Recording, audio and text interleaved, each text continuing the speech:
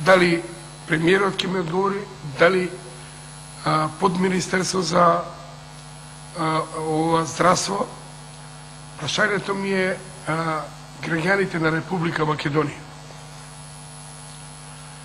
Многу граѓани имаме во Република Македонија голема сиромаштија. Таа сиромаштија е, кажам, од аспект на болест, кој доаѓа до здравство, не може да иде у болница да се лечи, нема пари. Не може да се и доаѓа до умирачка. Кога ќе умре и у погребално, и таму не може да се погребе. Нема кој да го погребе. Това многу е, ова што го кажам, ова прашање, пратеничко е многу болно. Прошлата влада не го решила тоа.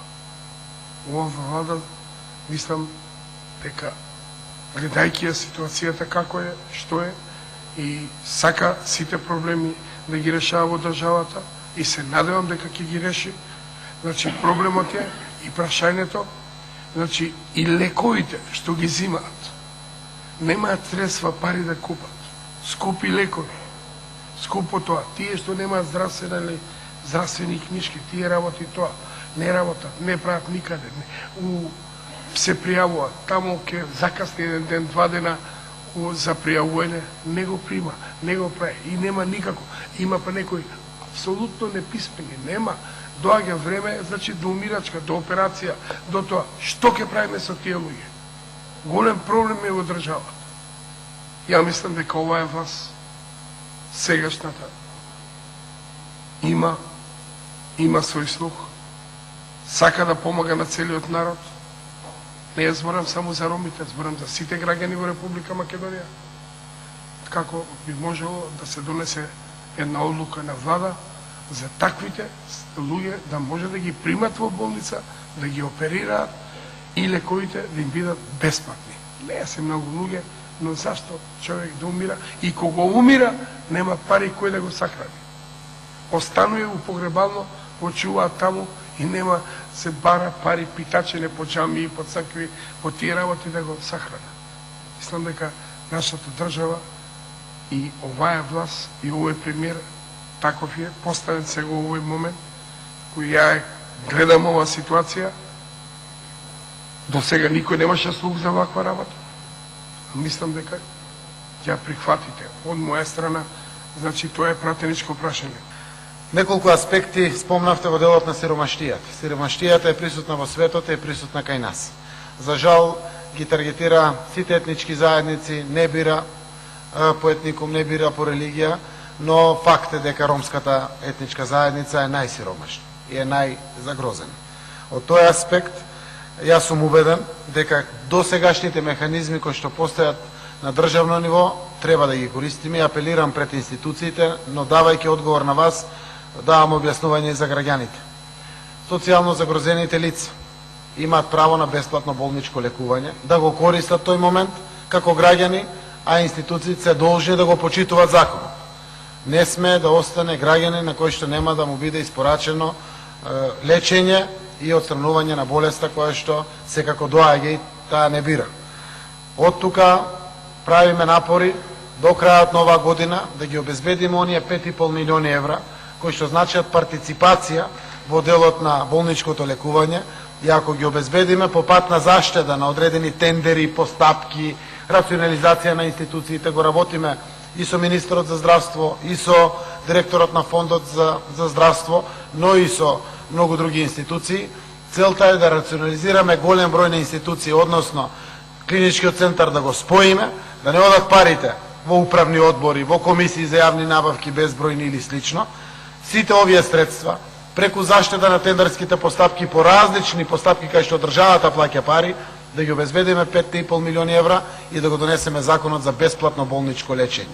Тоа ќе значи да секој граѓанин во државата нема да плаќа болничко лечење кога ќе се соочи со потребата од болничко лечење. Ова го носиме најмногу заради сиромашните граѓани. По богатите не име проблем партиципацијата да ја платат и тие не се барателите на овој закон, но ако сакаме да видиме држава каде што согласно уставот социјалниот аспект ќе биде важен, ваквите иницијативи се надевам ќе наидат на разбирање и на поддршка пред се од институциите. Уведен сум дека парламентот би дал консензуална поддршка на невакви решенија, но дефинитивно ќе го олесни животот на најсиромашните граѓани. Во делот за погреб на лице кое што потекнува од семејство кое што не може да го организира, обезбеди и плати погребот, согласно законската регулатива, општините се надлежни да го покријат и платат погребот према приватните управувачи на организацијата на погребот.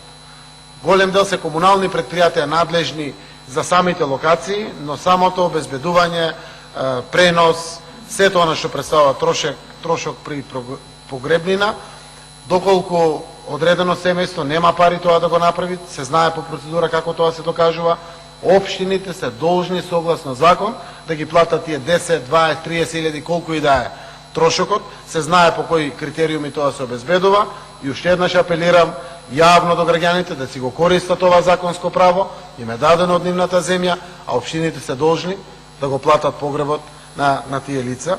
И во делот на лековите, за жал се уште немаме алатки и механизми каде што на најсиромашните можеме да им обезбедиме дури да ги земат лековите кои што се по властените цени, односно по преференцијалните листи кои што ги имаме во државата.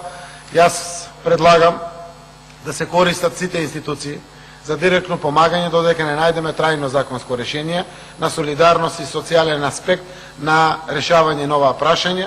Овде се владените институции, сите служби, дирекции, општините да се најдат на луѓето да помагат, заради тоа што за обезбедувањето на лекарствата, колку и да е од референтната листа на цени, колку да е ефтин лекот, некои луѓе за жал немат пари и тоа да го обезбедат. Треба да си помагаме со сето она што можеме пред се преку институциите. Секој градоначалник може да обезбеди по 2000, 3000, 1000 денари, 700 денари. Секој директор на институција може, има право кога се работи. На крајот може да ги купи лекарствата па да ги даде директно на социјално загрозеното лице, да водиме грижа еден за друг, а секако Министерството за здравство, Фондот за здравство и Малмет, Агенцијата за лекови, овде јавно давам насоки да разработат механизми како за најсиромашните, за оние кои што немаат пари за лекарствата, да најдеме решение како тоа да се реши. Јас да ви се заблагодарам, господин премиере, на вашето излагање, што до сега не се десило премиер на 3 мои пратенички прашања и на други пратеници одека да одговори за целиот македонски народ да слушне вака, што гледам дека тачно се залагате за народот, ќе се залагате за народот и многу сум заблагодарен од вашето излагање и македонскиот народ го виде ова што кажавте. Мислам дека како идете и така ќе бидете поддржани од секого. Благодарам.